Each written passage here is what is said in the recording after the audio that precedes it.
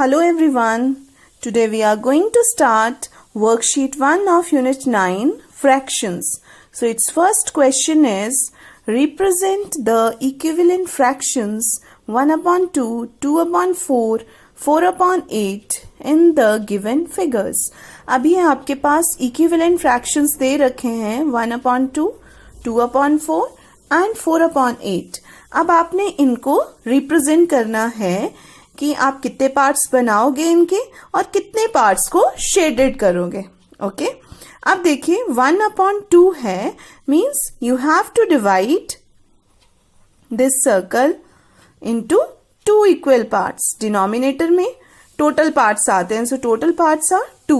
Okay अब shade कितने parts में करूंगी मैं? ओनली 1 जो न्यूमरेटर है. तो 1 पार्ट इज शेडेड है. तो इसका फ्रैक्शन क्या बना बेटे? 1 अपॉन 2. ओके अब 2 अपॉन 4 है,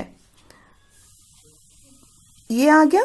ठीक है अब हमें 4 इक्वल पार्ट्स बनाने हैं. डिनोमिनेटर में 4 है means total parts will be 4. सो ये आ गए हमारे पास 4 इक्वल पार्ट्स. अब इसमें 2 पार्ट्स को शेड करना है और सेम पार्ट दिखाई देना चाहिए जो भी यहाँ पे इस सर्कल में से था इसका जिसको शेड किया, जिस पोर्शन को, सेम उसी पोर्शन को हम यहाँ भी शेड करेंगे.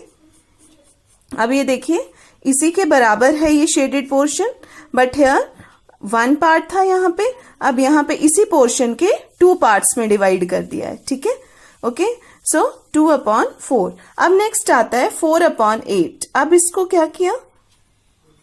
सॉरी ऐसे, फिर इस तरह से लाइक दिस. टोटल हमें कितने पार्ट्स बनाने हैं यहाँ पे? 8. अब देखो यहाँ पे मैम ने इक्वल 8 पार्ट्स में डिवाइड कर दिया. ठीक है अब शेड उतने ही पोर्शन को करूंगी जितना मैंने फर्स्ट 2 पोर्शन को किया.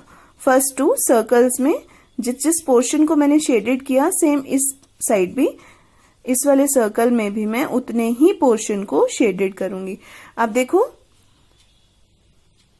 ये वाला पार्ट, ये पार्ट और ये पार्ट सेम पार्ट है ना ये. ठीक है तीनों सर्कल्स में सेम पार्ट शेडेड है, but the names of the fractions are different.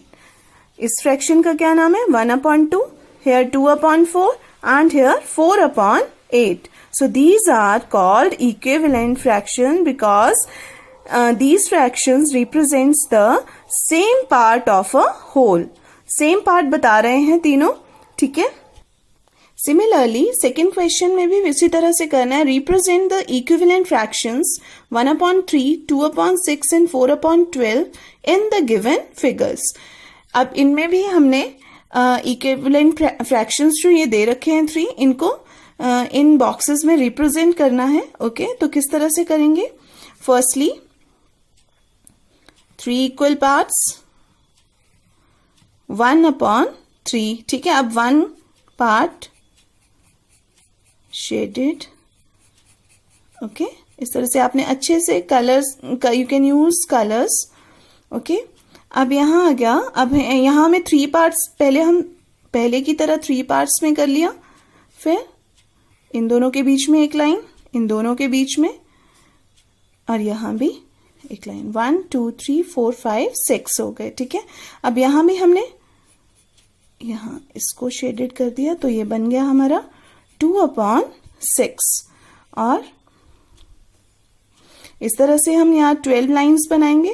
पहले 3, फिर उनके बीच में एक एक, ठीक है फिर उनके भी बीच में एक एक, तो टोटल हो जाएंगे वहां पे 12 बॉक्सेस. ओके इस तरह से मैंने 12 इक्वल पार्ट्स में डिवाइड कर दिया है, और जितना पोर्शन ये लिया था उतना ही पोर्शन यहाँ लेना है. पर उतने पोर्शन के लिए यहाँ पे कितने ब्लॉक्स आ जाएंगे? 1 2 3 एंड 4.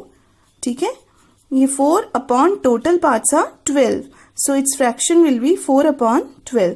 अब देखिए ये तीनों के तीनों same part of a whole show कर रहे हैं. ठीक है जितना पोर्शन ये है उतना ही ये है और उतना ही ये है. ठीक है but their names are different. Okay तो इसी तरह से मैम ने आपको एक एक्टिविटी भी करवाई थी इक्विवेलेंट फ्रैक्शन से रिलेटेड.